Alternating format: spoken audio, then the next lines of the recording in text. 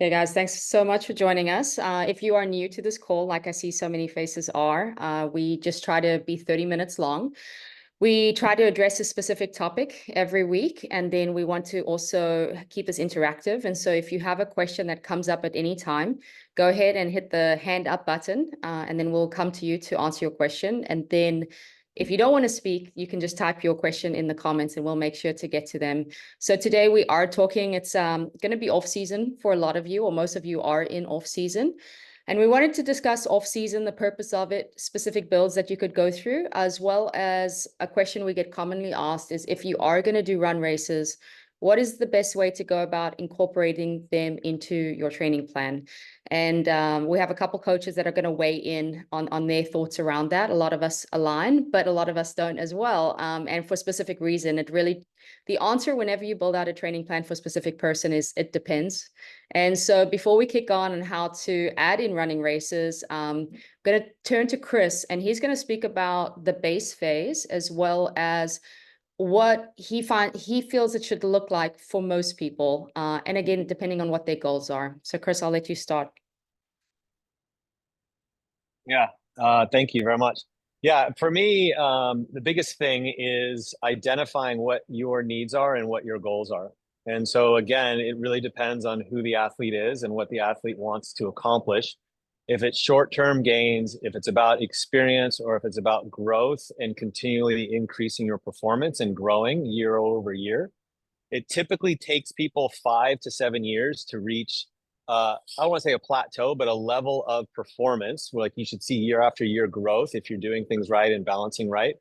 That 5 to 7 years in, you hit a little plateau and need to take a little bit of a rest to build back up again. And so if you're in it for the long game and you're in it for growth and building a strong foundation, and I'm a strong believer in foundation and getting a big building block of aerobic capacity is one of the most important things that you can do. It's old school philosophy to a certain extent, but a lot of that philosophy is coming back again and being raising more awareness again to the benefits of that. So it's kind of like film mathatone style, which is looking at building that aerobic capacity and spending time in that zone. If you never build a strong aerobic base, it's hard to build on top of it to get the speed and threshold work to reach your the speeds that you want to come race day. And so the philosophy that I have is looking at when your season is done, is one, adequately taking rest and recovering from it, and then taking that period of time for the next month to 3 months, depending on what your goals are, to go, okay, am I willing to commit to the growth and building that foundation, which can be really boring in focusing on aerobic zone training. That's zone 1, zone 2 training. I used to spend the first 2 months of my training season never getting my heart rate, well, I wouldn't say never, rarely ever getting my heart rate above 140, 145. And depending on how old you are and depending on where your thresholds are will determine what your heart rate may be. So ideally, if you're younger, that heart rate may be in the 150s. If you're older, that heart rate for me currently now, being older, is now in the low 130s is that level. And so I used to spend 2 months in that and just do a lot of aerobic training, which benefits a lot. It builds that capacity, it builds capillaries, it builds efficiency in your pedal stroke, it builds efficiency in your running economy and stride. And so taking that time is super critical for those people that are looking to continue to develop and continue to grow. And we've had a discussion about this last week of when is there time to put speed into it. And sometimes doing strides and 30-second pickups is very beneficial in that aerobic zone because you're not tapping into a new energy system. But also looking at going, if I want to do some fun runs or want to do some marathon training or doing something like I have an athlete that wants to do a marathon in January. For him and his goals, he wants to continually grow. He's doing a marathon in January, but his approach to the marathon matches his expectation of his long-term goal. So he's doing the marathon, but his training that's leading up to it is going to be focused on strength and endurance. And the pace that he's going to be running in the marathon is going to be matching that type of effort, which is based upon his Ironman effort. It's not him going out and trying to PR, doing an open marathon, and let's build some threshold and let's get a lot of speed work in and get the most out of it. It's very specific in the purpose of what the marathon is going to give him in his goals for come May race and come next year and trying to qualify for Hawaii. So it's always focusing on what is your ultimate long-term goal and not get steered away from that ultimate goal for a short-term satisfaction or gratification of just going out and trying to hit something out, hitting a 5K as fast as you can. It's okay to do it once in a while. And then coming back to what is the focus. So that's something that always should be discussed with your coach, and really you defining what is it that you want out of your season and what's most important for you. Is it about experience and just having fun? Then living a lifestyle where you continually just maintain fitness, and you'll see some growth, but you're not going to maybe see the big growth that you could see season over season as some pro athletes will look for. Peaking each year in September or October, and then recycling that again, because you can't be at that level of peak fitness all year long. You have to allow the highs and lows to be able to hit the super highs if that's what you're shooting for. Awesome. Thank you. And then another thing you did bring up as well is in racing as a professional yourself and working with a lot of professional athletes, a lot of them are focused on October, September, because that's when the world championships are. Versus a lot of you guys are focusing on going out in April, Texas 70.3, etc., to be in your best shape ever, because maybe that was a key race for you, a key benchmark for you the year before. So a lot of this philosophy also taking in mind that you've got a really, really long season ahead. And again, going to your coach and understanding what is your A race for the season. Is it in October or is it earlier in the year? And then maybe the school of thought might shift. And that again depends on what your foundation is. Would you agree with that, with what I said there? Yeah, absolutely. And then understanding if your A race is, let's say, early in the season, springtime, then are you willing to adjust post springtime to devote to some of that aerobic capacity to build for the following season, depending on what your goals are later. And then as a professional, I used to, the ideal is looking at going in a year, you can have 2 peaks within that year. The first peak usually is not going to be as high as the second peak, right? So for me, it was like, okay, there's a June peak that I can reach. I can focus on building up, getting pretty darn fit in June, but understanding that the real peak that's going to be above that will be in October. So it's a stair step of peaking once, dropping back down, allowing rest and recovery, a phase to build back into it, and then ramping back up again. And understanding, like for me, my half Ironman wattage and my power and my speed in May and partially in June was at the same wattage that I would hold. This is at a half Ironman, would be the same wattage I would hold in an Ironman in October. I wouldn't be able to hold that wattage in an Ironman in May or June, but I could hold that wattage in an Ironman twice that distance in October. So understanding that I can't expect to be as fit as I was last year in October in May of the next year, understanding that there's growth and patience in the up and down flow and allowing absorption time to happen and rebuilding to happen. Awesome. So before we attack a counter argument to everything that's been said, I do want to turn it. I know Harold is on this call and he's very much of the same school of thought. And Harold, if you wanted to like add to anything that Chris has spoken about, because I know we've got into many conversations about this as well. Yeah, that's great stuff, Chris. I think I'm probably from the old school with you on a lot of this stuff as well. I do like the bimodal type of yearly planning where you're planning out 2 peaks. And I'll just add to what Chris said because I agree with everything that he said there. And the trick for athletes who are fairly new to this sport or maybe they've had a season or 2 and they're starting to recognize gains and they're getting better is just being able to be patient and keep the hay in the barn, right? And like Chris said, it gets boring. You do potentially start to get some pretty good fitness and you want to go test it and you want to go see where you're at. Now I've had this conversation with athletes year in and year out for many years. They just start to chomp at the bit, right? You guys just start to really want to go kind of showcase the work that you've done and you want to go fast or you want to, do a big race. And sometimes that can work. Like Chris said, sometimes it can work, but more often than not, it will kind of curtail the rest of your season if you do that, if you kind of give into that temptation of testing that all that long, boring volume that you've been doing for 4 or 5 months, start to sprinkle in a little too much speed or start wanting to race too much or showcase your fitness when, like Chris said, if you'd just been a little patient and took it out through the end of the year, you could have had a bigger race later in the year coming off of a little bit of recovery from early season. Most of the time, these kind of things just kind of autocorrect. They will just kind of take care of themselves, and you won't be as fit as you can be later. So the performance that you have on that day kind of self polices or autocorrects.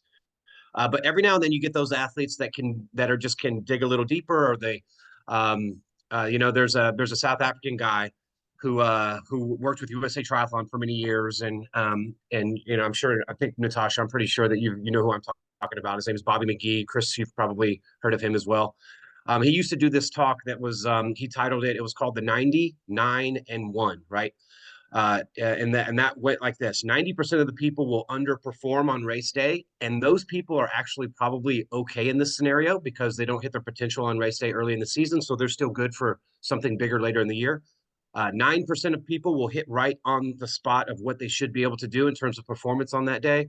And then there's always that 1% of people that can just do a little more. They can just dig a little deeper. They don't have that shut off mechanism in their brain, and they can go a little bit beyond what they should on paper be able to do for that day. So for those folks, I try to, and as a coach, you want to be able to figure out which your athletes fall into these categories.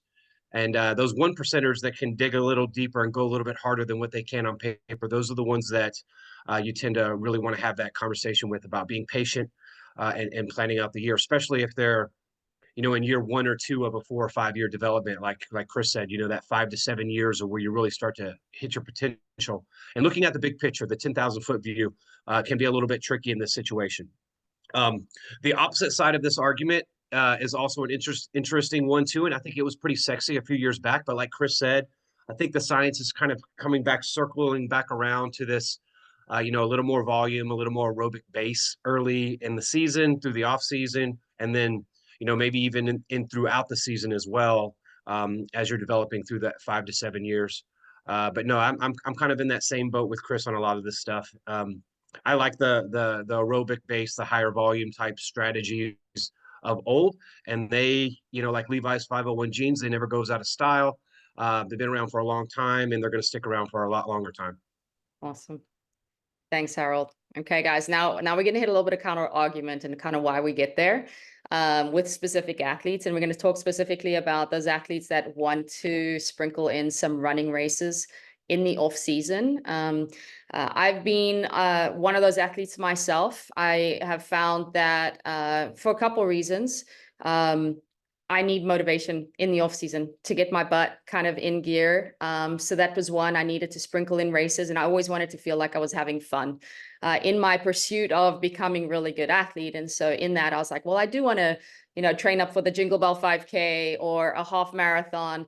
And so as long as you do that strategically with your coach, and then it does kind of look towards the long term of your benefit, then that does make sense. But you shouldn't be racing just to race. And I'm going to pull up a slide here, and I know Coach Mike, Ashton, they're on here as well. They're going to weigh in. But what we're going to do is just kind of pull up the slide, and then we're going to pull the slide down and just dig a little bit deeper into this. So here we talked about the purpose of an off season, making sure you're getting really great rest and recovery, and then realigning your goals before you build up again. But a lot of you do want to use running races as an opportunity. And here's a couple things of benefits: is refining pacing, try new race strategies, maybe build on speed. Maybe you're an Ironman athlete for the last 20 months, and maybe you felt like you've lost your top end. And now when you don't have a lot of time to train, you do want to sprinkle in some of the speed, just because if you do have that foundation and you don't fear or not in a position where you might fear you'll get injured. And then it's a great gauge of fitness. Once you do take an off season, you do a little bit base training, you want to gauge where your fitness is and re-gauge. Throwing in a couple 5Ks at minimal cost for recovery and almost no taper is a great way to do that. So I'll just leave this here, and then I'm going to pull it down. But a couple things is, of course, building mental toughness and race tactic, tracking progress, pacing skills and endurance gains, and gaining race experience. So Mike, I'm going to turn it over to you. Where do you see using these running races for gaining race experience? Let's start there if you want to weigh in. Yeah, I think it's important to, it gives you an opportunity to approach race day, with less stress than maybe say like a 70.3 or an Ironman, right? Some of these, it kind of aligns with our philosophy with shorter triathlons too. With a new athlete, we'll encourage a lot of them to do, as many short triathlons throughout like a summer season as possible, because every opportunity you get to go out and race, you're going to learn something. And so I think if you approach these off-season running races similarly, it's a way for you to kind of go through the process of, building through the week, getting your mind ready to go out on race day, and then, coming to the start line, the morning of, nutrition, like all the things that go into race day. I think that's probably the biggest thing that you can take away, is just that experience that you really can't replicate anywhere else. Like you can go out and do a long run, you can go out and do a key workout, but it's never going to be the same as actual race day. So even if it's a Jingle Bell 5K or, the 3M half marathon, like those are going to hit different than, you going out and just trying to run a full send 5K like around your neighborhood. So I think it's the experience is the biggest takeaway you can get in the off season going into the next season. Yeah, I agree with that. And then Ashton, if you kind of want to weigh in on just how we use these 5Ks and 10Ks as a benchmark, and then how we create training zones and kind of affirm maybe max heart rate versus having to do it on your own, on a track by yourself, and the difference. Yeah. I think Mike kind of brings up a good point, where it's like, if you're doing a 5K test on your own, sometimes it can be hard to simulate that same effort that you're trying to go after. And so doing it in a race, I'll even have some athletes where, a 5K, they'll go out, we'll do a mini warm up beforehand, and then that is our race simulation, or like the test that we use for training zones. And that further then kind of allows you to have good data points, going back to Chris and Harold's point, where it's like, then you have defined training zones that if maybe that's your benchmark, you then spend a few weeks in those training zones. And then if you want to do another 5K in February or at the end of January, and then you can, use that as another test just for comparison of the quality work that you did in between that time. So I think it's a good accountability tool. And that's even why I like the Zwift races. Like maybe you're not a runner and maybe you just like doing the Zwift races or something like that. Like it just helps you simulate maybe more of that competitive edge coming out than you would just have if you were doing it outside or on your own. Awesome. Yeah, and then I'll speak to just learning how to pace, and then gaining confidence, to be honest. We have some athletes that maybe their running is a struggle for them, and it's just they haven't learned how to fully execute on it, on the fitness that they've gained in training out on race day, and then utilizing different pacing strategies in order to get the result that they're after. And there's so many pacing strategies out there, right? So where you can maybe start a little easier in your running race and slowly descend and allow yourself to finish really strong, and in that you get your best result. And then for others, it may be just like hitting the mark, like right off the gun. This gives you an opportunity to kind of see how you respond to different ways in approaching the race by doing multiple races. And too many times we actually see, especially a newer athlete, they come out and they do a 5K and they massively either overestimate their ability or underestimate their ability. And then it doesn't really give us a proper benchmark. And so they go out too hard and then they like just totally die through the test. And I was like, man, if you just pace that correctly, we've got had a better result and better data points to use for our training zones. And the reverse is opposite as well. And so just learning what your body is capable. Again, it's really hard to simulate these races in training.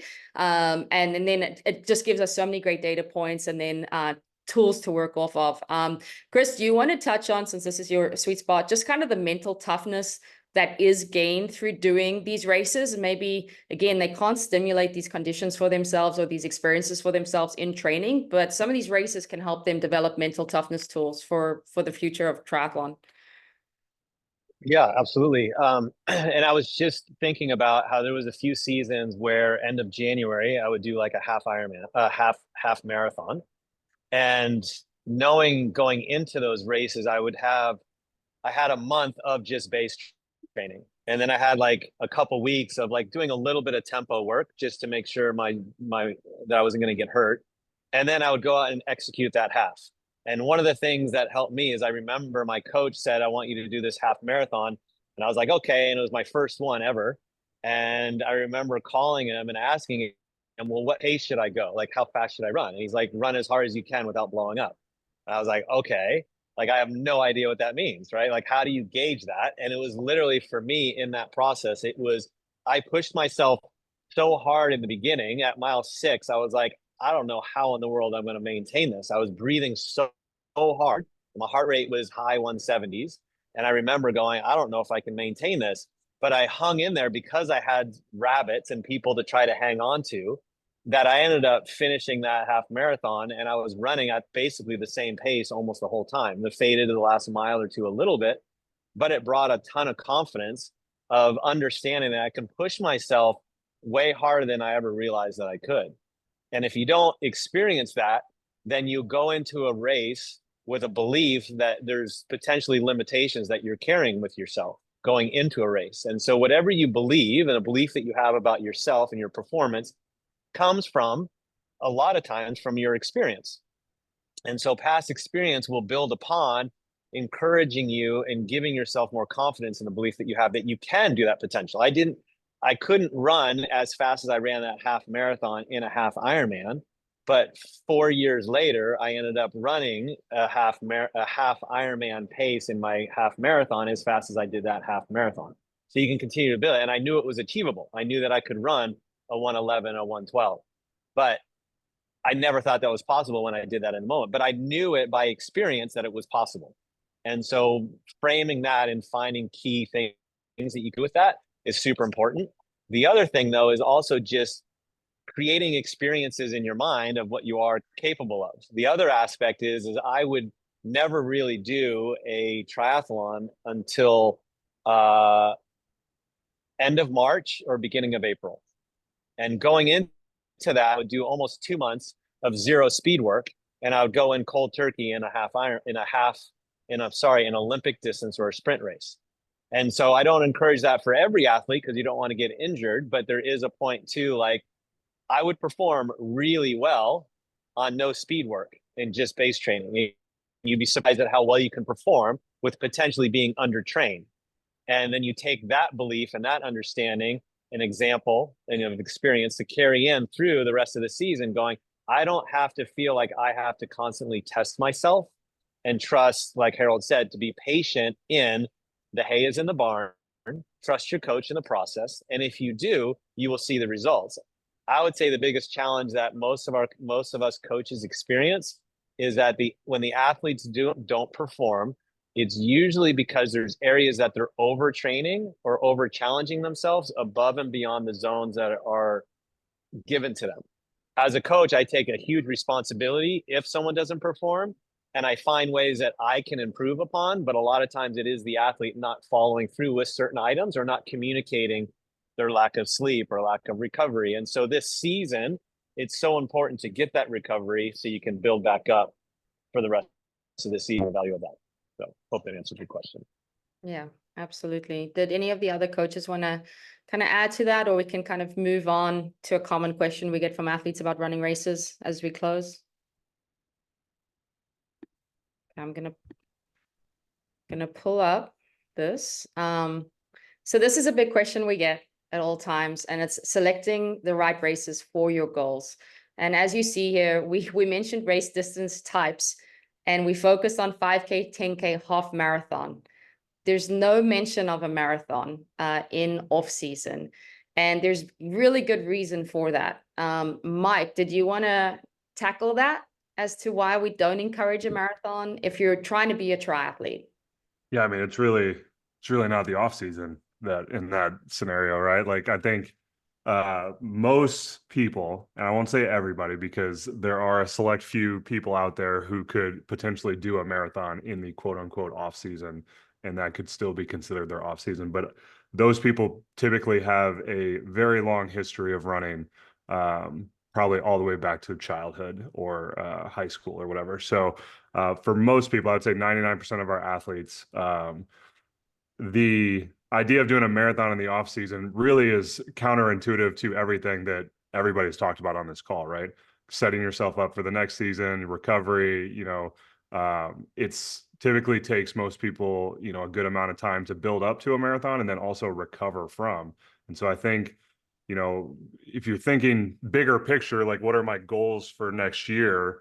And those goals include, being successful in triathlon, then I would highly discourage you from, considering to do a marathon going into your off season. Now, if your goal is to do a marathon, then that's a conversation to have with your coach about how you can fit that in. But marathons typically become A races pretty quickly for most people. So that's just kind of the other side of the coin. So I don't know where this whole idea came from that like doing a marathon is like a good off-season thing to do.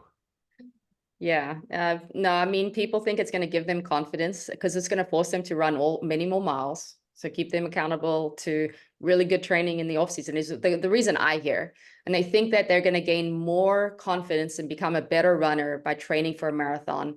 And that's going to allow them to become a better runner in triathlon. And they don't think about the, what's the word? The negative, I would say, the cost of what is that going to do also to your bike and swim, and then what is the cost of the impact of having all that load and having not really a really good off season again into, okay, now it's time to add in bike and swim back and build up to the triathlon. The cost is so much higher than the reward is what I've found from personal experience and from athletes that I've worked with. Do any of the coaches kind of want to weigh in as why is kind of a marathon is not usually advised in the off season? No, I can speak to this from a little bit of experience because I came into this sport as a runner to begin with, and had ran several marathons and did all the running race seasons before I started racing triathlon.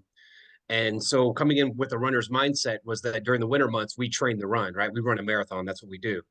And I will admit that slowed down the development of the swim and the bike for me, for the first 3 or 4 years of being in the sport. And then working with athletes and taking a slightly different direction who came from a running background. It's like, hey, you've kind of already got the run as a ace in the hole. Like, let's develop in the bike and the swim, sprinkle in the run a little bit. If you want to do some running races for fun, like these guys have mentioned, okay, we can make that work. But you want to, as a triathlete, you want to develop all three of these sports as evenly as possible, depending on your background, your preferences of what you enjoy, where your weak spots are, et cetera, et cetera. And if you do it like I did, where we would just drop, swim bike altogether and just train the run again like we were runners, it will slow down your development in the long run. Yeah. Can I just add timeline to that for me? So a lot of our runners, they will taper for a marathon at least 2 to 3 weeks. And if you really want to peak for that marathon, you also need to taper your swim and your bike. So your pull-off intensity of swim and bike.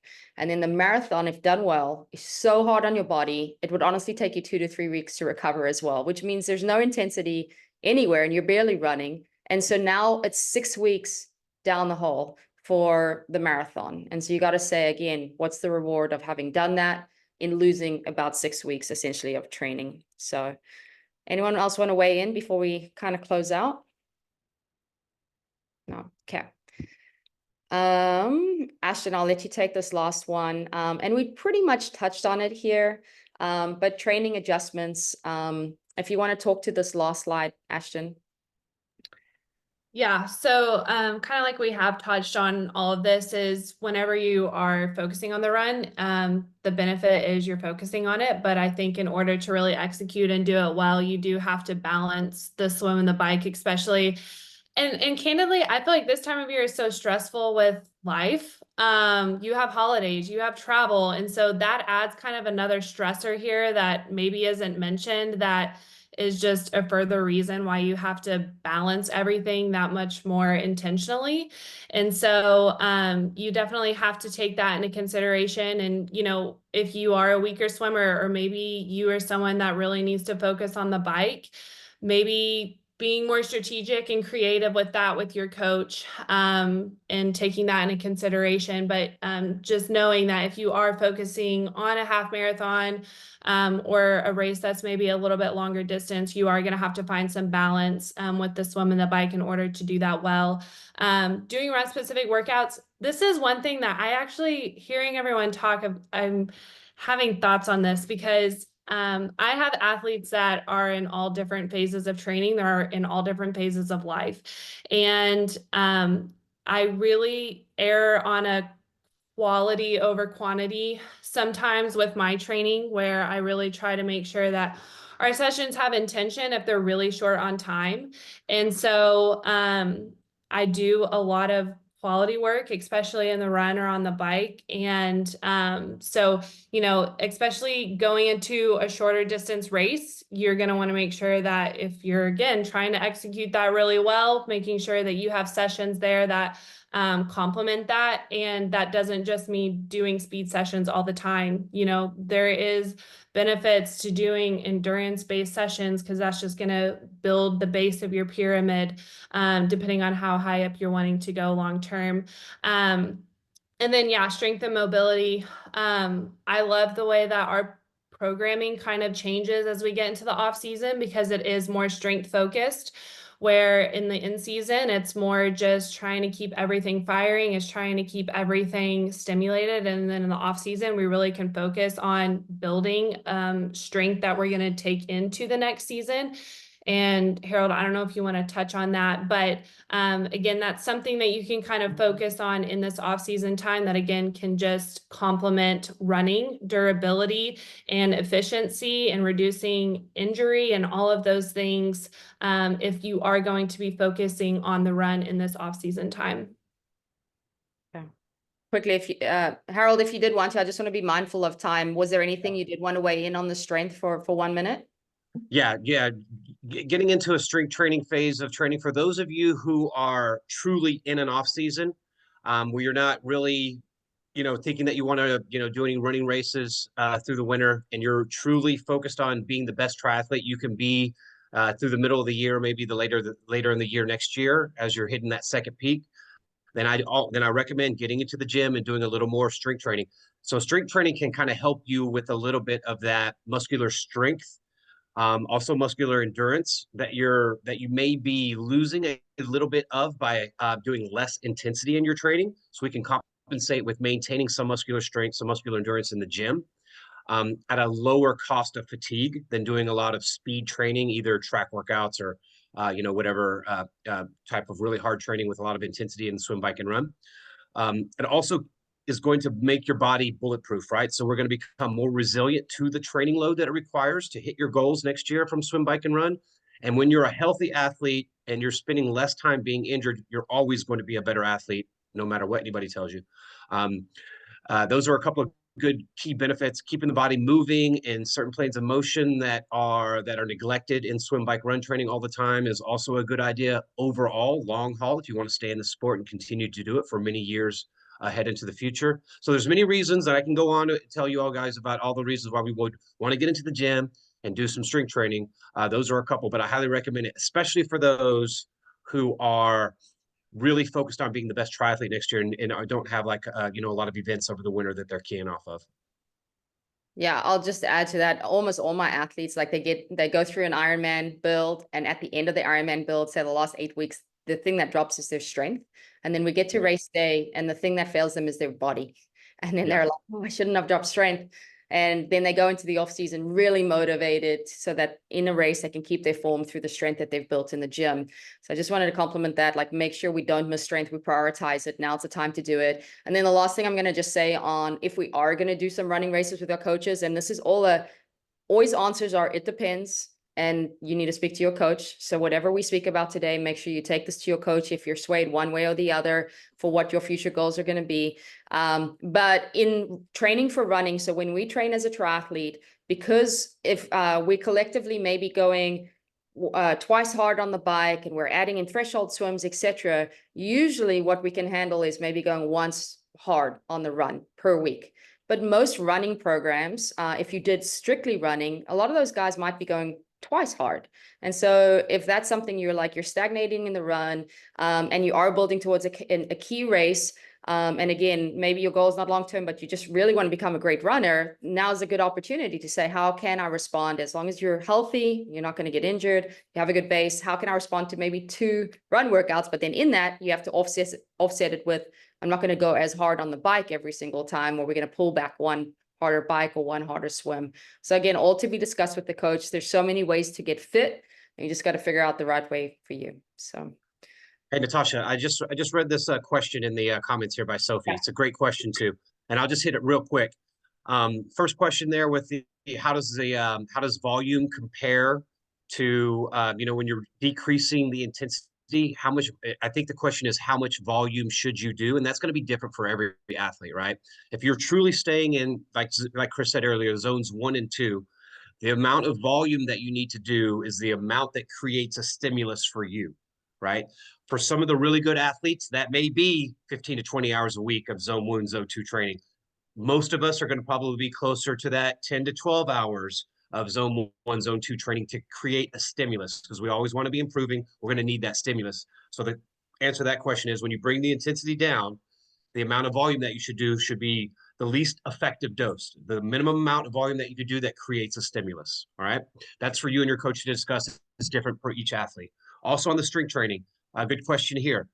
The strength training during the season, we're in the in-season phase right now, but we are finishing it up. This is the last week.